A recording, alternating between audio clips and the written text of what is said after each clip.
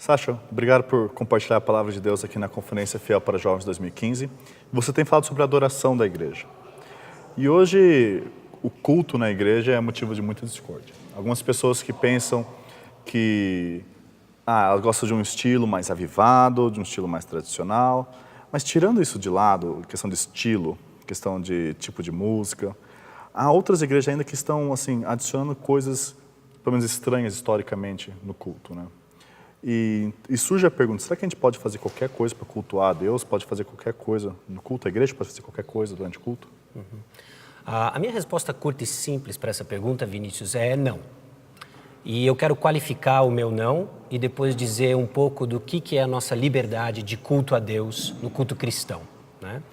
A resposta não é que a forma muitas vezes comunica o conteúdo. Certas formas de culto, elas comunicam também um conteúdo de culto. Então nós temos exemplos nas Escrituras claros de que a forma nunca foi tratada de uma forma, de um jeito leve por parte de Deus. Nós temos o episódio de Uzá, em que Davi está trazendo de volta a Arca do Senhor. E é interessante naquela história que Davi está trazendo a arca de volta para Jerusalém, depois de ter passado alguns anos no convívio com os filisteus e provavelmente assumindo algumas formas de culto que não estavam prescritas na lei.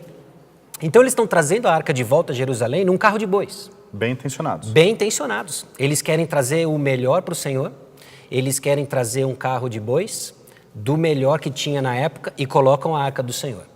Bom, o que acontece é que é na providência de Deus, dá um tropicão, a arca cai, Uzá, bem intencionado, coloca a mão na arca e é fulminado pelo Senhor.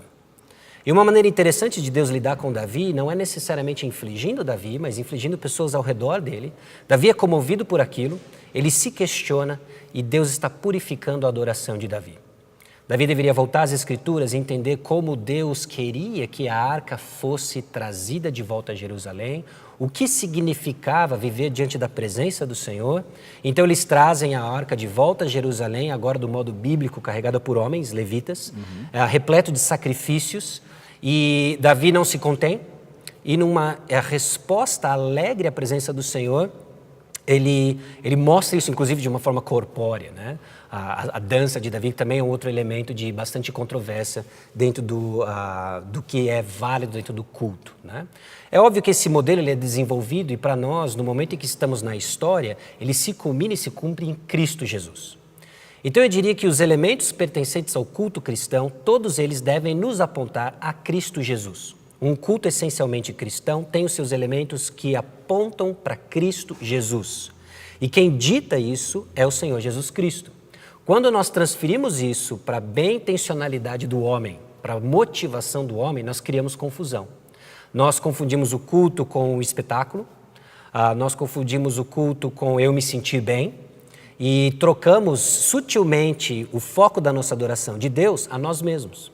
E é nesse sentido, então, que muitas pessoas dizem que tudo é válido, porque, na verdade, o ponto de referência deixou de ser Deus, passa a ser elas mesmas. Então, nesse sentido, elas vão fazer tudo o que é válido, porque o ponto de referência é elas. O que eu gosto, o que me dá uma sensação de adoração e não necessariamente adoração intencional em Cristo Jesus. E se você for pensar, essa falsa liberdade, às vezes ela traz um jugo maior, porque você tem que ficar pensando em formas novas de cultuar a Deus, de entreter as pessoas, de levar as pessoas a uma frenesi emocional.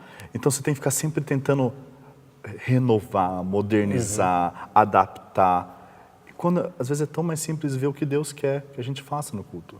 E às vezes acho que as pessoas não entendem isso, que se você faz o que Deus quer, você já está agradando a Deus. Você não precisa buscar na sua própria imaginação humana como Deus quer ser adorado. Eu até adicionaria que é uma forma de incredulidade na palavra, né? Nós não cremos que aquilo que satisfaz Deus, já satisfeito em Cristo Jesus, é a pessoa do Senhor Jesus Cristo e o nosso culto deve exaltar a pessoa de Jesus Cristo. Caso contrário, se torna um ciclo de pulgas. Nós queremos agradar uma suposta divindade lá em cima ou queremos simplesmente satisfazer os nossos desejos e entramos nesse ciclo aí que você falou, que cansa, e nos tornamos fariseus no nosso antifarisaísmo, né? Quando você olha alguém mais conservador, falando mais de Cristo, fala assim, aqueles caras são do passado, e nós atingimos um nirvana evangélico e agora nós estamos no clímax da adoração, eles não. Essa é uma atitude farisaica, né? Você é fariseu no seu antifarisaísmo, você tornou-se aquilo que você condena, né? porque você não tem uma adoração essencialmente cristã, totalmente alicerçada no papel de Cristo Jesus.